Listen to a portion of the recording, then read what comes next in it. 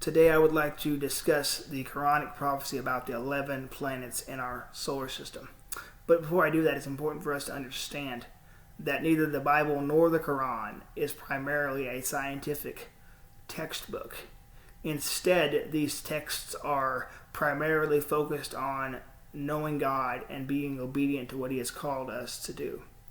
Now, with that out of the way, I think it's important for you and I to understand just how much stock the Islamic community puts in the scientific community with regards to the scientific community supposedly verifying and agreeing with the Quran on the scientific statements that it makes. Specifically, it's said that the Muslims claim that it's most amazing is that all these scientific statements and notions had been proven to be in perfect agreement with science and with our modern day scientific discoveries.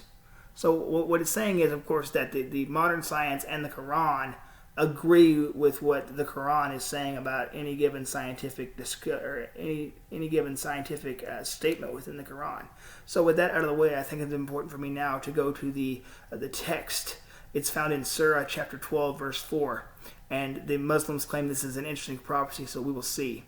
It says, "When Joseph said to his father, 'O father, indeed I saw in a dream 11 planets and the sun and the moon, and I saw them prostrating themselves before me.'"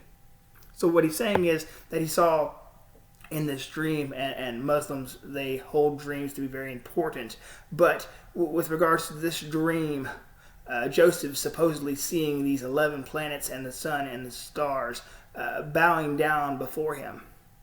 Now, mind you, the Quran says that the scientific community agrees with the Quran on the scientific statements found within the Quran.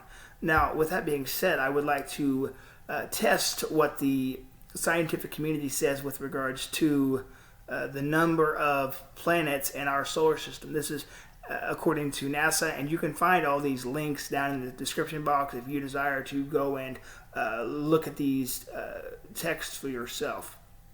We can see in NASA says this. It says our solar system is made up of a star, the sun, and 8 planets, 146 moons, a bunch of comets, asteroids, and space rocks and ice, and several dwarf planets. Now, please understand that a planet and a dwarf planet are not the same thing with regards to the scientific community, because there is 2 different criteria for what is a planet and what is a dwarf planet, and you can find the criteria down in the description box.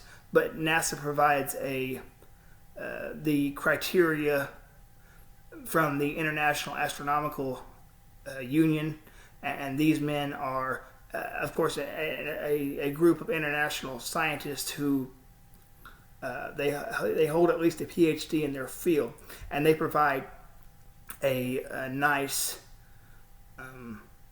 definition, and NASA provides it on their website as well. And they say this. They say that a planet must orbit a star in our cosmic neighborhood, meaning the sun. It must be as large enough to have the proper amount of gravity to force it into a spherical shape. And the third one is that it must be large enough so that its gravity can clear away other objects of similar size around it, away from the orbit of our star, the sun. And, you know, it's very nice that NASA provides a list of the planets in our solar system. And they are Mercury, Venus, Earth, Mars, Jupiter, Saturn, Uranus, and Neptune.